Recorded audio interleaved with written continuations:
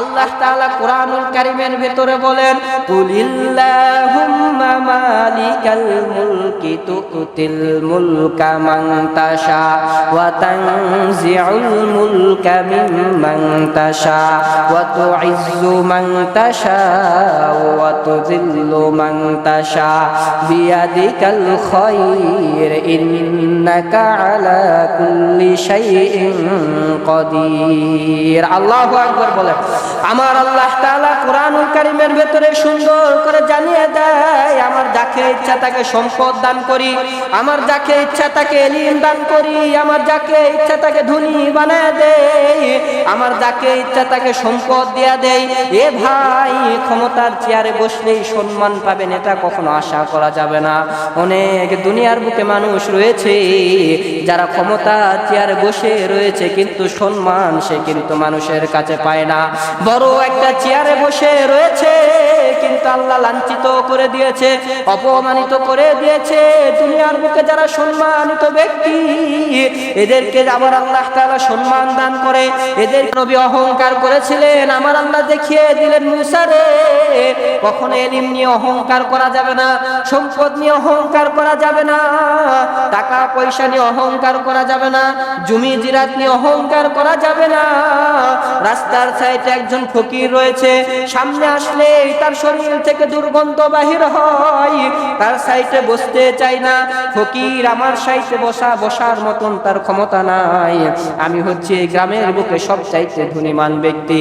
যারা অন্তরের ভিতরে এগুলো চিন্তা করেন, আজকে থেকে অন্তর থেকে সবগুলো ফালায়া দেন।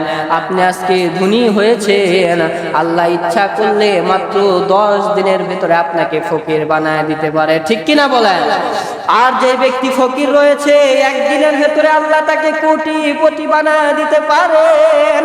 আল্লাহ তাআলা কোরআনুল কারীমের ভিতরে বলেন, কুলিল্লাহুম্মা মালিকাল মুলকি তুতিল মুলকা মান তাশা ওয়া তানজিউল মুলকা মিম্মান তাশা ওয়া তুইজ্জু মান তাশা ওয়া তুযিল্লু মান তাশা বিয়াদিকাল খায়র ইন্নাকা আলা কুল্লি শাইইন কাদির। আল্লাহু আকবার বলেন।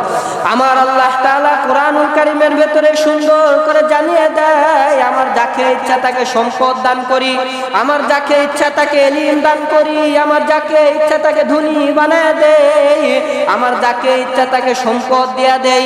এ ভাই, ক্ষমতার চেয়ারে বসলেই সম্মান পাবেন এটা কখনো আশা করা যাবে না।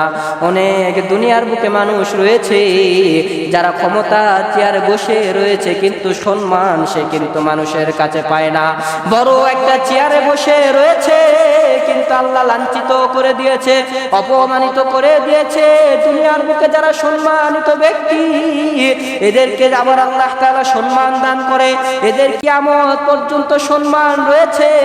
সাধারণ ব্যক্তি আমি, আমার সম্মান আপনাদের সামনে কত আল্লাহ তাআলা দিয়ে দিয়েছে।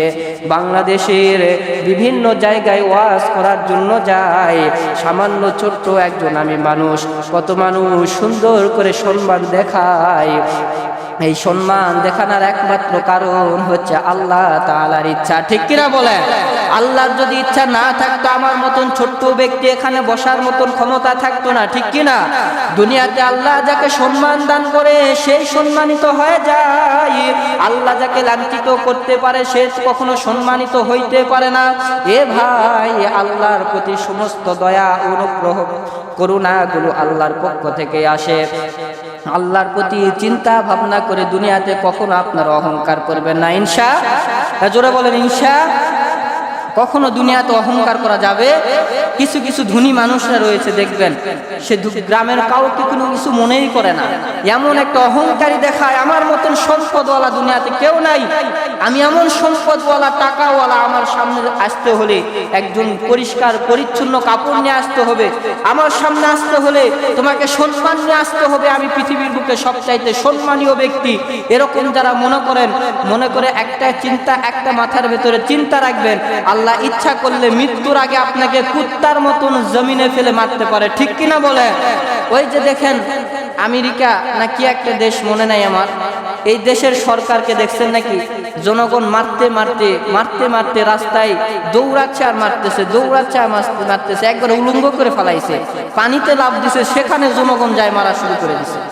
যারা ইন্টারনেট ঘাটেন তারা বলতে পারবেন, দেশের নামটা মনে হচ্ছে না, এই কয়েকদিন আগে বাংলাদেশ শিখায়া দিছে, সব দেশ শুরু করে দিছে।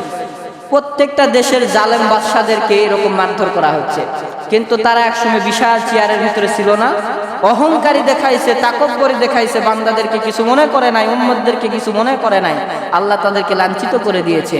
এই জন্য আমরাও যদি একসময় আল্লাহ না করুক আমি ক্ষমতার চেয়ারে বসতে পারি কি পারি না? জোরে বলেন, আপনার মতন নগণ্য ব্যক্তি একটা ক্ষমতার চেয়ারে বসতে পারেন কি পারেন না? আল্লাহ যদি ইচ্ছা করে 10 দিন সময় কখনো লাগতে পারে, কিন্তু একটা নসিহত থাকবে, যে যেই চেয়ারেই বসেন না কেন, যে যেই জিনিসের মাতব্বর হন না কেন, যেই জিনিসের সভাপতি হন না কেন, কখনো সেই জায়গায় বসে অহংকারী করা যাবে। যদি অহংকারী করেন 10 দিনের ভেতরে আপনাকে রাস্তার ভেতরে কুকুরের মতো আল্লাহ তাআলা মারবে। এই জন্য কিয়ামতের ময়দানে আল্লাহ তাআলা 3 ব্যক্তিকে কখনো দয়া করবেন না। তার ভেতরে 1 নাম্বার কি বললাম? যারা অহংকার করে। এরপরে দ্বিতীয় জুমায় 2 নাম্বার ব্যক্তি বলা হবে, তারপরে তৃতীয় জুমায় 3 নাম্বার ব্যক্তির কথা বলা হবে ইনশাআল্লাহ। যারা শুনতে চান একটু আগে ভাগে আসবেন, দিন ছোট, একটু আগে ভাগে আমাদেরকে শেষ করে দিতে হবে।